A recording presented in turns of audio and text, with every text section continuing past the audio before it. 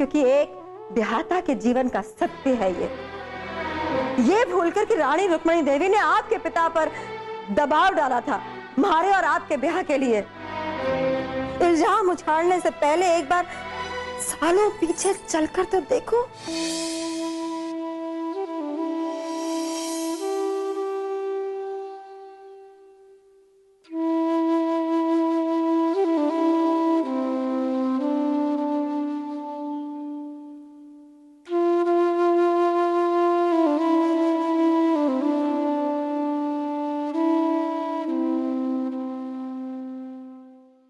देख रही, अखियां से गंगा जमुना बरसाने का मतलब या ना समझियो कि अपनो फैसला बदल देंगे हम।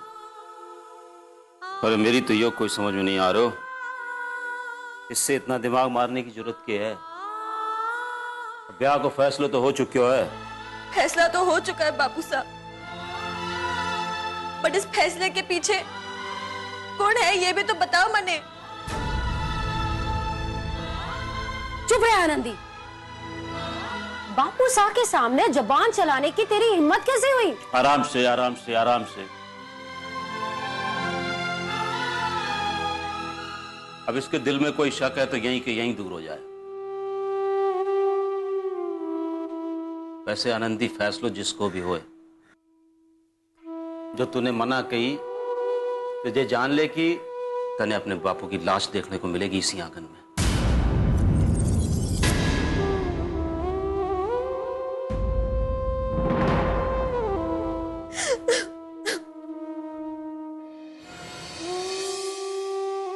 गरीबी में पैबंद लगा लगा के जीते हुए जिंदगी निकाल दी इस घर में, पर राजपुरोहित परिवार की इज्जत पर पैबंद लगे उसका मौका को नहीं दिया।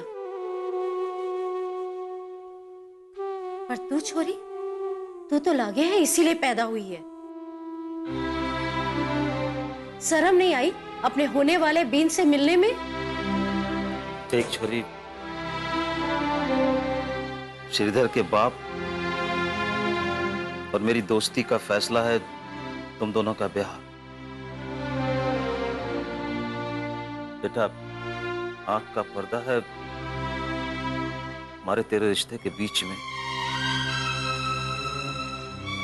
इसलिए खुल के बोल को नहीं सकूं।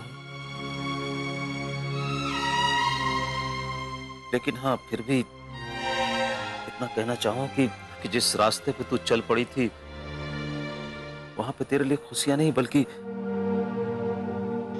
हमारे परिवार की बर्बादी की कहानी लिखी थी बेटे। पर बापू साहब, परवर की गुंजाइश नहीं है छोरी। और ये मत भूल, जब से तेरे बापू साहब की चौखट पे विदा होकर के इस घर में आई हूँ, तब से लेकर के अब तक इस घर की इज्जत और साख ही हमारा गहना है। और उस गहने को चोरी करने का किसी ने भी कोशिश की, मैं विमलेश जोशी उसी चौखट पे अपनी जान दे दूंगी जिस चौखट से बिनड़ी बन के इस घर में आई थी। उसी चौखट पे अपनी जान दे दूंगी। ये याद है आनंदी, मुझे हर बात याद है, मैं कुछ नहीं भूला हूं। और मुझे माफ कर दो, मेरे मुंह से गलती से ये बात निकल गई है। लेकिन जहां तक सुरभि की सवाल है, सुरभि का सवाल जो है जवाब है हमारे कन्या।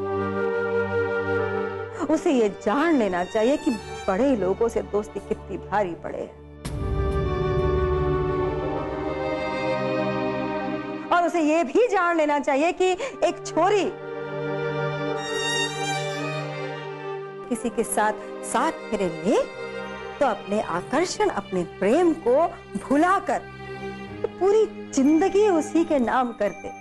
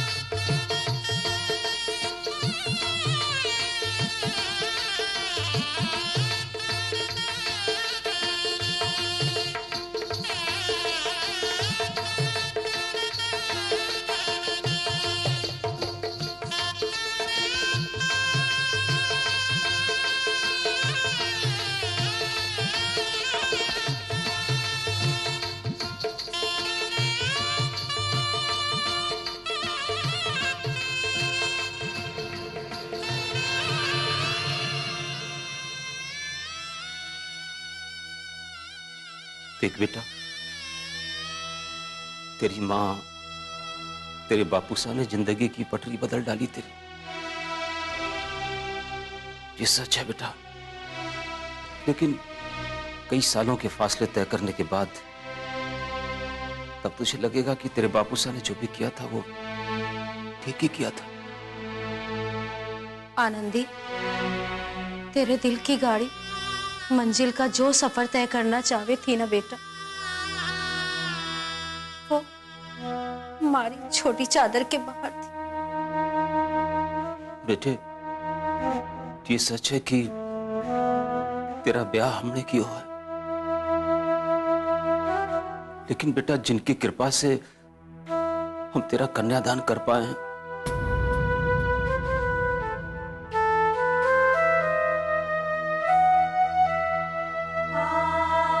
उनका आशीर्वाद इस लिफाफे में है। तेरे पर जाति करने वाले तेरे माँ बापू, उनके निर्दोष होने के बाद भी तेरे समझ में आ जाएगी। ये ले बेटा।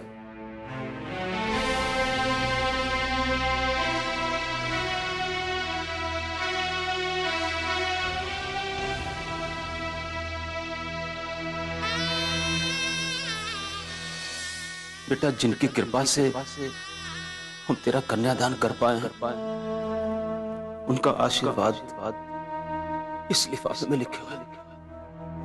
आशीर्वाद के सागे सागे तेरे पर जाति करने वाले तेरे माँ बापू, उनके निर्दोष होने के बाद भी तेरे समझ में आ जाएगी।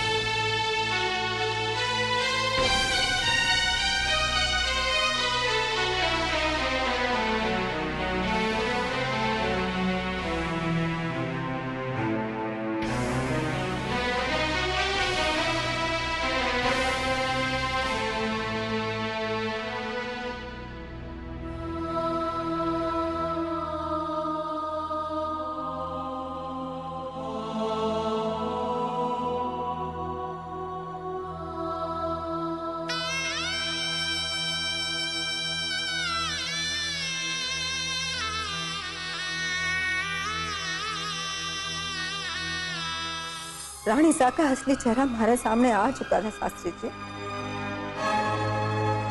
उन्हें यह डर था कि समर बहादुर सिंह और हमारे बीच कोई प्रेम बंधन तो ना बन रहा है। अपनी सुहाग रात के दिन रानी सा की चिट्ठी फाड़कर मैंने समर शाह से अपनी दोस्ती, अपना आकर्षण वहीं के वहीं खत्म कर दिया और अपनी पूरी जिंदगी आपके नाम न्यौछावर कर दी। लेकिन आज आपने हमारे ऊपर ही इल्जाम के छींटे उछाल दिए। ऐसी कौन सी कसर छोड़ दी थी मैंने जी? आपके और आपके परिवार की सेवा में आखिर कौन सा दाग रह गया था हमारे दामन पर? जी मुझे माफ कर दो, मेरे कहने का वो मतलब नहीं था। मैं ना तो आपको दुखी करना चाहता था ना अपमानित। मुझे तब भी आपसे प्रेम था, आज भी है और हमेशा रहेगा। मुझे ना तो आपके चरित्र पर शक है और ना ही मेरे दोस्त समर सिंह के चरित्र पर। लेकिन मैं इतना जरूर कहना चाहूंगा कि जितना गर्व मुझे तुम्हारे चरित्र पे है, उतना ही गर्व मुझे अपने दोस्त समर सिंह पर है। जहां तक समर का सवाल है, जब वो विदेश से पढ़ाई करके लौटा और उसे पता चला हमारे रिश्ते के बारे में, हमारे विवाह के बारे में, वो दिन था और आज का दिन है, उसने इसके बारे में एक शब्द नहीं कहा, ना ही हम दोनों के बीच में रुकावट बनने की कोशिश की है। जहां तक सुरभि और निर्भय की दोस्ती की बात है, मैं तुम्हारी बात मान भी लूं। जहां तक समर का सवाल, मेरी और समर की दोस्ती का सवाल है, मैं इस दोस्ती को नहीं तोड़ सकता।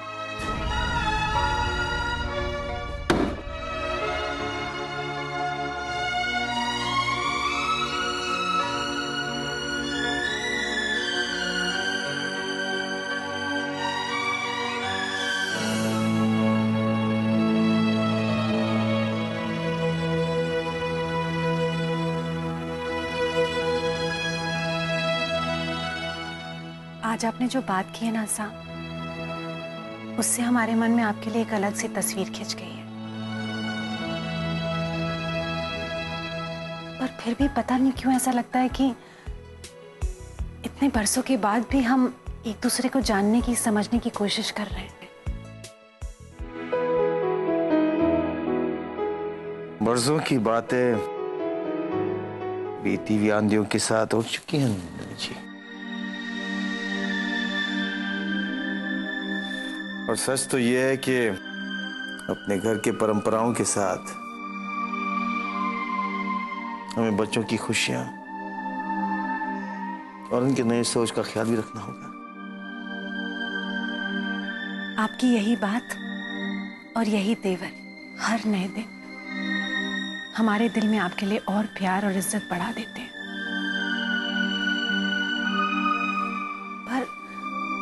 पर सा ऐसी कुछ बातें हैं जिनसे हम जुड़ नहीं पाते, या यूं कहिए कि हम समझने की कोशिश करते हैं, लेकिन ये समझने की कोशिश कर रहे हैं कि नई सोच के साथ चलने वाला इंसान परंपराओं और पुराने रीत रिवाज की बातें क्यों कर रहा है। यही ना नंदिनी जी, सच तो ये है कि हमें अपने परंपराओं पर बहुत नाज है, और उससे भी ज्यादा हम बंधे हुए हैं एक वचन से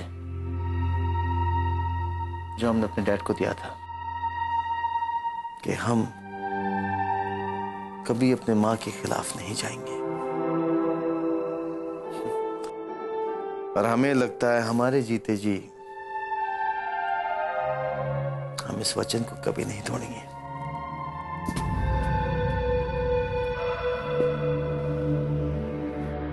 हमारी सुंदरी को तो महलों में जाना है और कोई ना छीन सके है उससे वो खुशी जो उसकी किस्मत में लिखी है, जिस किस्मत पर सिर्फ हमारी सुंदरी को नाम है।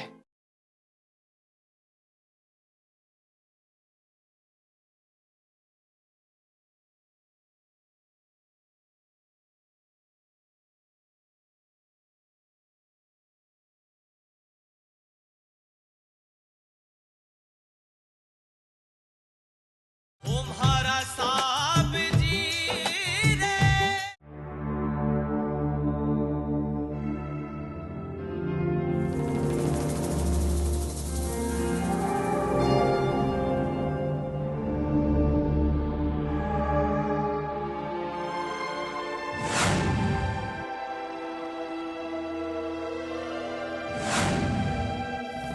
श्रीधर और उसकी बेटी सुरभि को भूमि पूजा पर हमने बुलाया था। सच बात तो ये है कि निर्भय की खुशियों के सामने हम भी मजबूर हैं। अरे भांजे, गिरिधर की बेटी तो तेरे सपनों पे झाड़ू मार के चले गई। मेरे दिल में जो कुंवर साहब की फोटो है, उससे आप मुझसे कैसे लोगे? कोई भी मुझसे नहीं ले सकता, कोई भी नहीं।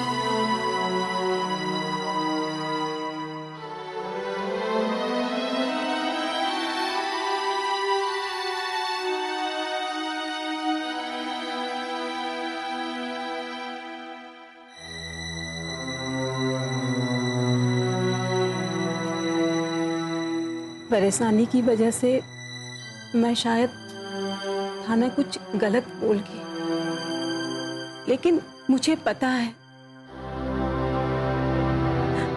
थाना एक पल के लिए चैन को नहीं, और थारो यो चैन मैंने ही छीना है। मैं ही था ना यह पागल लड़की जनकर दी हूँ।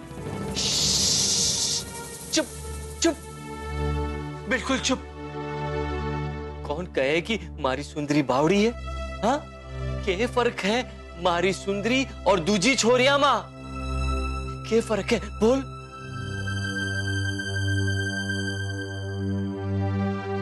सुंदरी भी तो वैसे ही पैदा हुई ना जैसे दूजी छोरियां पैदा हुए। मारी सुंदरी भी तो पालने में वैसे ही झूली ना जैसे दूजी छोरियां पालने में झूला करें। और मारी सुंदरी भी खिलौनों से वैसे ही खेली जैसे दूजी छोरियां खेला करे। मारी सुंदरी भी तो घुटनों पर वैसे ही चली थी ना जैसे दूजी छोरियां चला करे।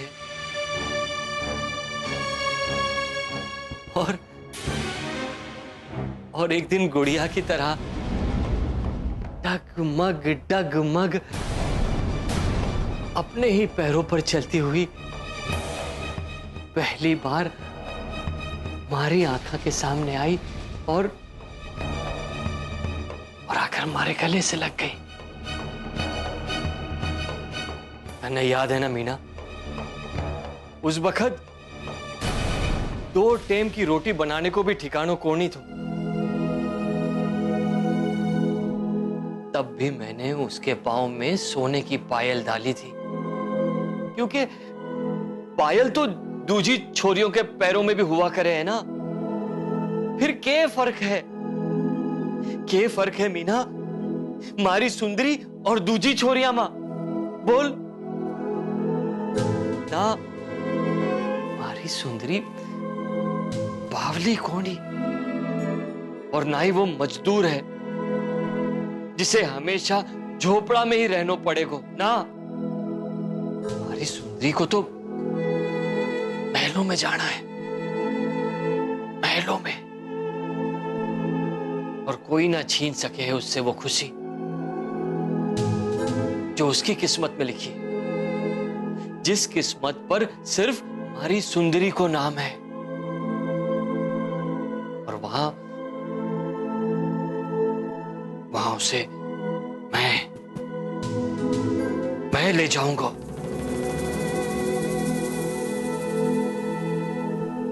चाहे उसके लिए मन ने कुछ भी करना पड़े, कुछ भी। तुम्हारी हवेली ने ये प्यार मोहब्बत की चटक आवाजें सुनने की आदत करी, जो इस हवेली के मर्दों को कमजोर बना।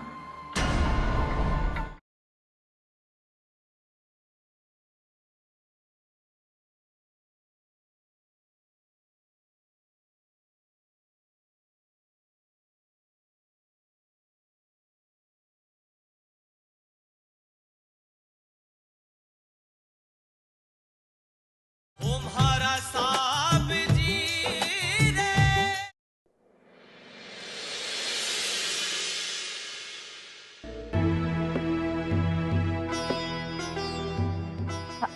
हेलो।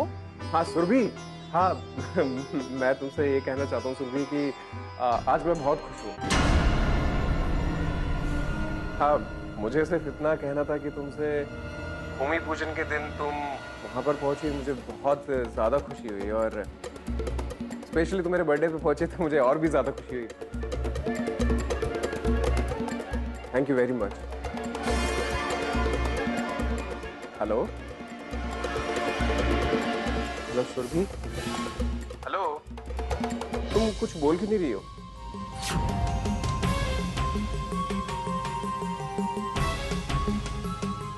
मेरे घर में एक अजीब सा सन्नाटा फैला हुआ है निर्भय, और जिसकी वजह मेरा तुम्हारे बर्थडे फंक्शन पर आना ही नहीं, बल्कि हमारी दोनों फैमिली के बीच आ गई वो गहरी दरारें हैं जिन्हें अब भर पाना इतना आसान नहीं।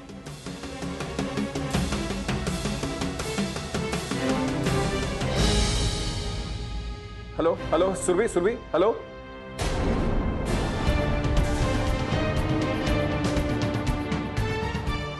निर्भय,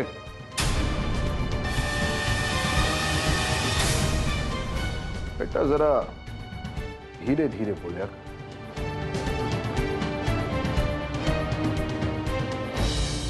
क्या है ना कि हमारे इस हवेली ने ये प्यार मोहब्बत की चटक आवाजें सुनने की आदत करी।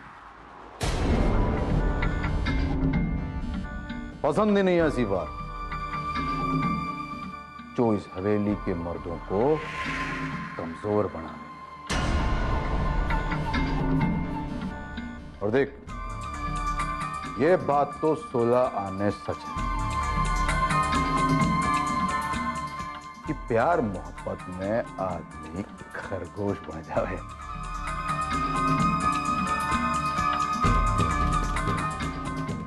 और ये बात हमारे परंपरा के बिल्कुल खिलाफ है।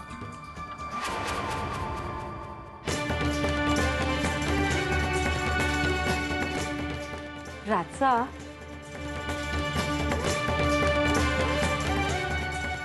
राजा, आप ये क्या बातें लेके बैठ गए? अभी छोड़िए ना। अरे निर्भय को आए हुए अभी 2 ही तो दिन हुए और अभी से आप इसे परेशान।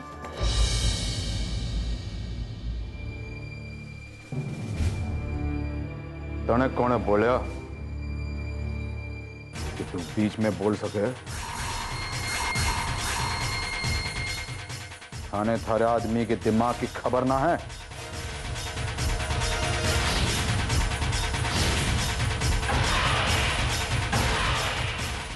कि उसे हर बात पर औरतों का टांग अड़ाना पसंद नहीं।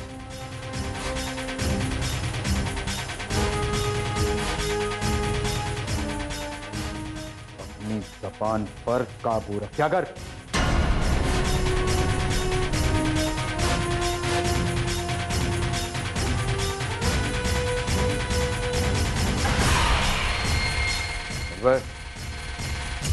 घुमा फिरा के बात पूछने की आदत मेरी है कोई। एक बात साफ साफ बता, भूमि पूजन के दिन श्रीधर की बेटी यहां क्या कर रही है?